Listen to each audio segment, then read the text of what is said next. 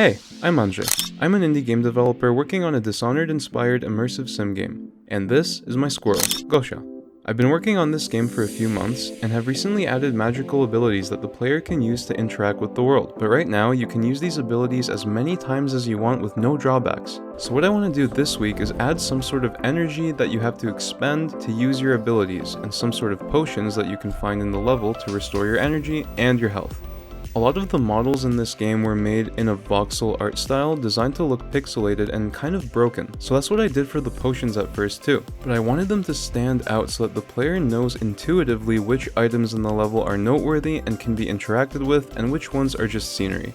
Ever since I figured out the art style for the game, I knew that I wanted characters and important items toon shaded so that they clearly stand out from the rest of the world. I added a toon shader to the potions, but something just didn't look quite right. They definitely stand out, but the toon look doesn't really work well with the voxel model. It doesn't shade the potion smoothly, and the jagged edges jitter in this weird way. We'll have to fix that.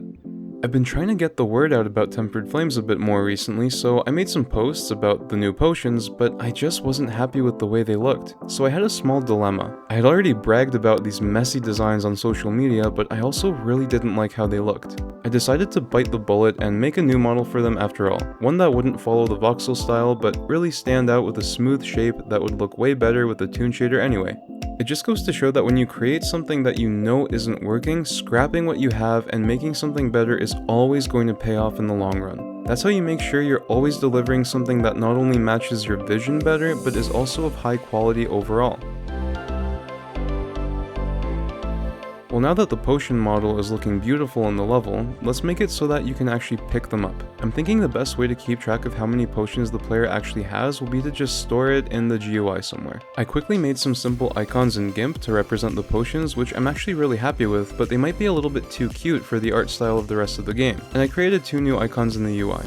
I'm thinking if the player hits the R key, he'll drink a Guess Yes potion, which is the name for magical energy in my world by the way, and T to drink a health potion. Might switch that around, might do something entirely different, we'll see. I ran into some technical bugs picking up the potions because I was just using the wrong text component for the UI, but after some quick tweaks, it seemed to be working just fine. There are still a few problems though. First of all, as I use my abilities, my Guess Yes energy still doesn't go down and I can still use them as many times as I want. Second of all, I don't know if the UI for the potions should only appear when you have the ability menu up. I'm actually not sure how else to structure this, so if you guys have any ideas for how your potion amount could be communicated better to the player, please let me know. The other issue is that picking up the potion is kind of, well, boring. We'll fix that in a sec, but first let's make the abilities actually cost energy to use. We'll only do this for the fire and the lightning, as I still have to think about the numbers and balancing for the other abilities, so let's say they both cost 10 energy to cast. That seems fair for now. So I have some ideas to make picking up the potions more satisfying. We're going to use some super basic principles of game juice, which you can watch Blackthorn Prod's video on it for more information, but basically we can add a little particle effect to show the player that they've picked up something helpful and useful. It doesn't have to be anything too fancy, maybe just a couple flashy sparks and some color over lifetime. We'll make them fall on the floor and bounce a little bit. We'll just have the particles spawn at the position of the potion as it gets destroyed, and okay, that looks weird. It's like they appear and disappear instantly. Maybe I'll try scaling them down. Okay, now it's floating and repeating. Okay, this is fine. Okay, so with a couple tweaks to the particle system, it doesn't really look the way I wanted it to, but I actually kind of like them floating up like that. Let me know what you guys think down in the comments. Should they look different, or do they make sense the way they are? I think the challenge here is because I'm using particle collisions, and maybe that's making it behave a little bit differently than I expected. That just leaves the sound effect. Now, if you've downloaded the demo off itch, you'd know that there are currently no sounds in the game at all, and that really sucks. I've wanted to add sounds for a long time, but I think full sound implementation won't be done until much later when all the features are in place. For now, I'll just use the same sound I use when I ask you guys to smash that like button and all that. I do like how cheerful this effect looks. Tempered Flames is supposed to have this very bleak atmosphere, you know, the world is somber. And I hope the game will pose a strong but fair challenge to players so that when they do find potions like these in the world, they'll be really happy to make use of them. Kind of like bonfires in Dark Souls. We're not quite done yet, we still have to make the potions actually refill the player's energy. That'll be super easy to do. Just going to check if the player is pressing R or T, decrease the amount of the corresponding potion he has by 1, and update the UI. And there we go. Now if he runs out of energy, he can take a potion and use his abilities again.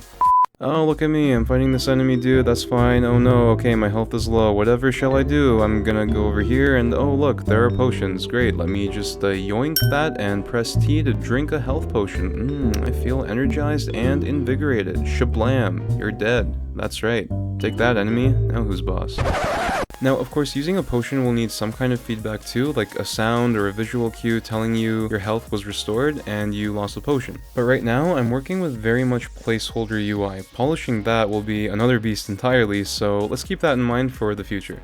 The very, very distant future. As I mentioned earlier, I want to really get the word out about Tempered Flames, so I decided to bite the bullet and create a website. That's right, ladies and gentlemen, we officially have a website for Tempered Flames. I'm personally really excited about that, and it would really mean a lot to me if you guys checked it out and signed up to be notified when the game will actually release on Steam. Now, I don't have a store page up or anything, that's all gonna come in quite a while, but once I create a trailer, I will definitely get on that and we'll be able to start wishlisting the game. So there are some really exciting prospects ahead, you guys. I'm super excited for what's to come, and if you enjoyed this video and want to see more of this project, please leave a like because we unfortunately have to feed that YouTube algorithm to get the word out, and smashing that subscribe button and ringing the notification bell goes a long way too. Thank you all so much for watching, see you next time, and God bless.